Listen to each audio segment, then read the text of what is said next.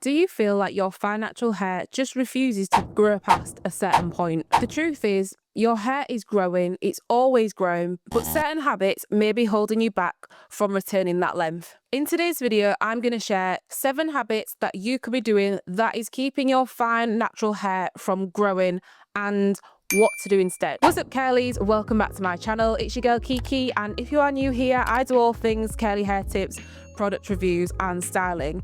In today's video, I'm going to be sharing the 7 habits that you could be doing that is preventing you from retaining that length and achieving your hair growth goals. The first thing is over manipulating your hair. This is crucial because fine hair by nature is thinner and weaker than all of the other hair types.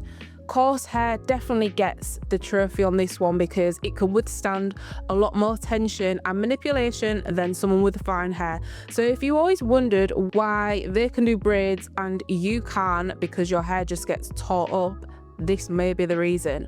However, over manipulation will cause more breakage on your hair that is needed. And by over manipulation, I don't mean something like you do a wash and go on day 1 and then you put it up in a loose bun on day 3 or 4 or 5 and you wear it like that. I'm talking every single day you're doing something to your hair. You might do a wash and go on day 1, then day 2 you might slick it into a puff, then day 3 you might take it down, do another style, or you might just keep re-slicking it and re-wetting it every single day. So that is what I'm talking about by over manipulation, and if you have fine hair, that is something you are going to want to avoid at all costs. Instead of that, what you need to do is get a really good low tension or low manipulation routine. And I don't also mean leave it in a protective style for 4 weeks and neglect it. That's not what I'm saying. Get yourself a routine whereby you don't need to be in your hair all of the time. Something really low manipulation like 2-strand twists or mini braids or jumbo braids or anything like that will suffice. But what you do want to make sure is that when you are installing these, you take care. You obviously don't use too much heat, you don't blow dry all the time, you don't rip out your hair, you don't braid it too tight or whatever. You do want to still make sure that you're taking care with these low manipulation or protective styles. I find for me the sweet spot is something like what I've got in now, which allows me to protect my hair but also kind of wear it out a little bit. So something where it's like part braided at the front and then the back was in twists for the first week, and then last week I took these twists out and I'm just wearing it in like a low tension bun that's literally one scrunchie and it's like wrapped around twice. So for me, this style's perfect. The last time I washed my hair was probably about 10 days ago and I'm due to get washed this week, but that's absolutely fine. It works for me, and this is something I mean by low tension. Obviously during that time you do want to moisturize and all the rest of it, don't just like neglect it, but low tension, low manipulation is definitely the way to go for fine hair. That moves us on to number 2. The second habit that is preventing you from retaining length is protective styling without breaks in between. Now, if you have fine hair, you're going to want to be cautious about the protective styling that you do anyway to make sure that it's not too tight and it's not left in for too long. However, we don't want to go back to back with our protective styling either. We want to make sure the hair is given some time to just not necessarily breathe, but just be in its natural state without tension, without having to twist or braid or anything like that. Sometimes for people with low density fine hair, twists and braids are just the worst case scenario. The hair doesn't like to be manipulated that much, and if you have low density hair, you're probably not going to even like your hair in smaller twisted or braided styles. So for you, I probably would recommend just staying clear of protective styles altogether, just to minimize the amount of breakage or hair that may appear like you've lost during that time. But again, protective styles in general can be really good if you are clever with what to do with them. So instead of doing protective styles back to back, do your protective style, keep it in for like 3 or 4 weeks, and then give yourself a few weeks break and then go again with your protective style. On the back of that, usually our protective styles, we have to blow dry them first. And again, blow drying is okay to an extent, depending on what tool you're using and how much heat you're placing on the hair. But again, you don't want to be doing too much to the hair to prep it for a style and then doing that repeatedly throughout the year as well. If you've got a rev hair, then lucky you might be able to just do that.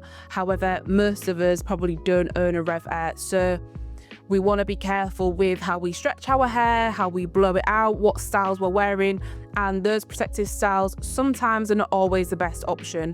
Habit number 3 is not sealing your ends. So with fine natural hair, there can be a really, no pun intended, fine balance between moisturized hair and kind of hair that is weighed down, and fine hair can get weighed down very easily. So not only do we want to make sure the moisturizing products we are using are suffice for our hair and they're not too heavy and thick and weighing down our hair, we want to make sure that our ends are sealed as well. So I am guilty of this myself. I went through a phase of not sealing my hair and neglecting that part of my routine, and you can see the impact that it's had on my hair. My ends are always split, they're always dry, and I have gone back to now sealing my ends and making sure my ends are protected.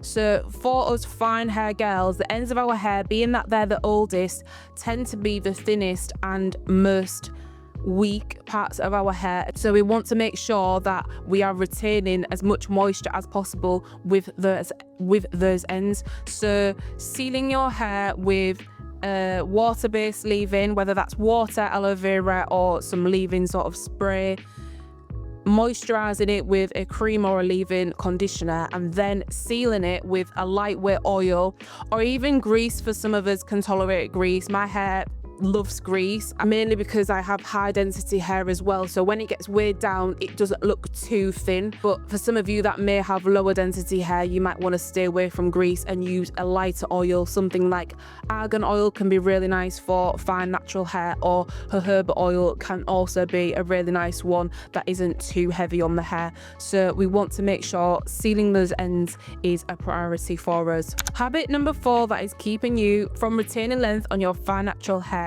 is ignoring the protein and moisture balance. This one is probably the most important one in my opinion, because without protein and moisture, the hair simply cannot grow long and retain length, because it's most likely to break, and breakage is the enemy of progress in anything. So when it comes to retaining length, you want to mitigate as much of that breakage as possible, and we do that through ensuring the hair is moisturized but also strengthened as well. So the protein and moisture balance for us fine hair girls is something that we need to really nail. And me personally, I nailed the moisture a little bit too much, to the point where I neglected the protein, and then my hair just became weaker as a result of being that moisturized and that elastic, that it just wasn't holding a curl as much anymore. So what I've introduced now is I will do 1 week moisture, 1 week protein with my deep conditioners, and I will continue to alternate that until my hair is where I want it to be, and then I might scale it back if I need to. But why change it if it's working for me? And with protein treatments, I'm not saying go in with a really strong protein treatment. I'm saying just use a protein based leave-in conditioner that is suitable for a weekly use, not something super strong that is going to then break off the hair because you're using it too often.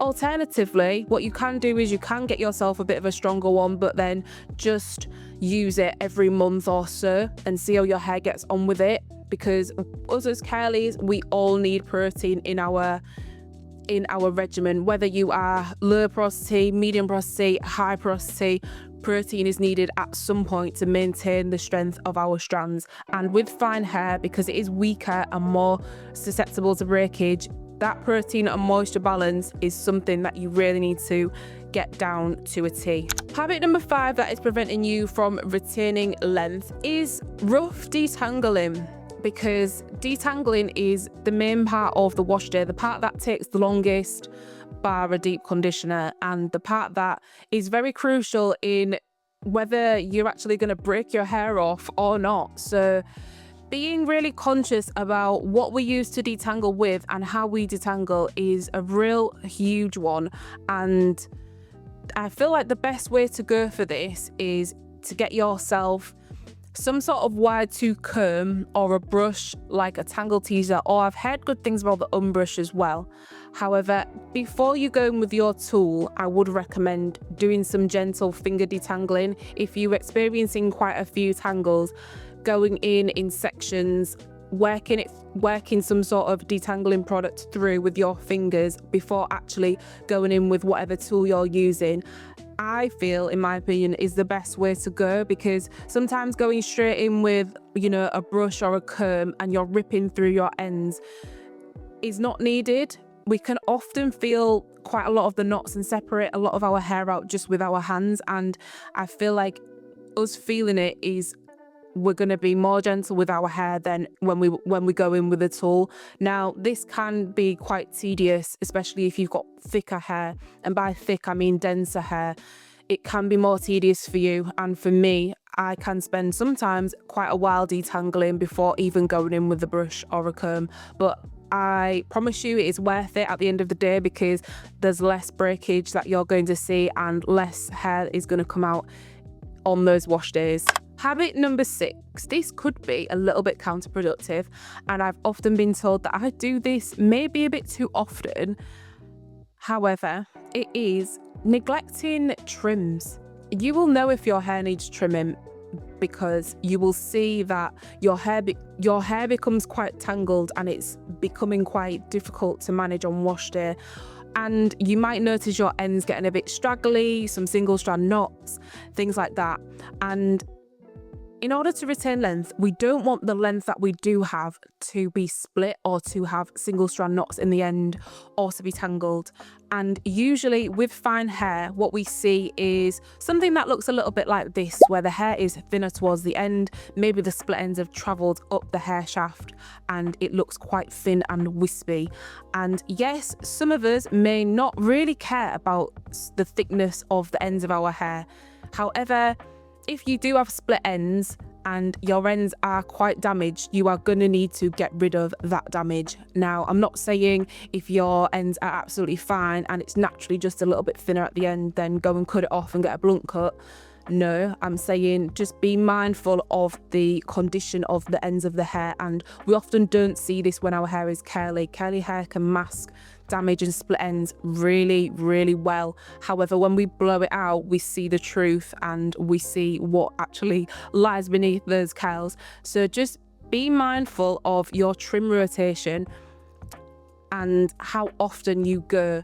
It may be that in the beginning you go quite frequently, maybe it's every 3 to 4 months like I do. And then I'm hoping to scale it back to maybe every 4 to 5 months. And hopefully in the end, I'll be able to stretch it a little bit longer with the fact that I'm taking care of my hair. But initially, you need to make the assessment on your ends. And I think the only way to do that is actually going to get a blowout from a professional and looking at the ends of your hair and actually being honest with yourself with, are the ends in a good condition or not? And if not, then we need to just do a chop, start again and get those ends intact, because fine hair, we don't want the fine hair to just be like a rat's tail at the end. We want it to be thick and full as much as possible and as much as we can.